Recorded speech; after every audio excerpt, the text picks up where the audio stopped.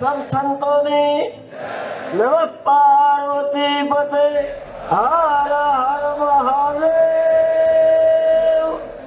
જ્યાં ભગવાન સ્વામિનારાયણ મહારાજે પોતાના આધ્યાત્મિક સ્વરૂપ દ્વારા 200 વર્ષ પૂર્વે સનાતન હિન્દુ ધર્મનું ગૌરવ લઈ શકાય સત્સંગનું પ્રદાન કરીને વર્તમાન દ્વારા ભગવાન સ્વામિનારાયણે અને એની પરંપરામાં યોગીજી મહારાજ, શાસ્ત્રીજી મહારાજ, પ્રમુખ સ્વામીજી મહારાજ અને વર્તમાન પ્રમુખ સ્વામીનું બીજું સ્વરૂપ એવા મહાન સ્વામીજી મહારાજ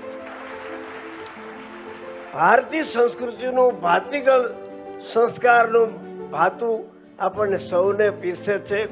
સંત, સતી અને શાસ્ત્ર એ આપણા સૌનો વારસો છે અને એ વારસાને એક સંત નહીં પણ 11 સંત આપી અને એ પરંપરાને આજ પણ જીવિત રાખનાર આપણા મહાન સ્વામીજી કે આ દેશની ધરતી ઉપર તો 1100 મંદિરો બનાવ્યા પણ જ્યાં ધર્મનો પ્રચાર નહોતો કરી શકાતો અબુધાબીમાં સ્વામિનારાયણ મંદિર બનાવવાનું કેવા સમાચાર સાંભળીને જ્યાં આપણા ધર્મના કોઈ પણ પ્રકારના કોઈ ગ્રંથનું અધ્યયન કરી શકાતું નહોતું, વાંચન કરી શકાતું નહોતું, કથાઓ કરી શકાતી નહોતી, જ્યાં ધર્મનું કોઈ નામ લેવાતું નહોતું, એવી જગ્યાએ પ્રમુખ સ્વામીજીએ પોતાની પ્રતિભા દ્વારા અબુધાબીમાં સુંદર મંદિર બનાવવાનો ન્યાસ કર્યો.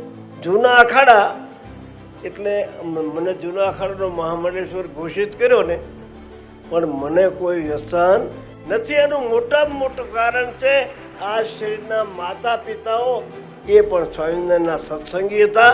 આ જાહેરમાં હું એ વાત કહું છું કે મને જો આ તમામ પ્રકારની વ્યસનોથી મુક્તિ મળી હોય તો એ સ્વામિનારાયણ સંપ્રદાયનું પ્રદાન છે.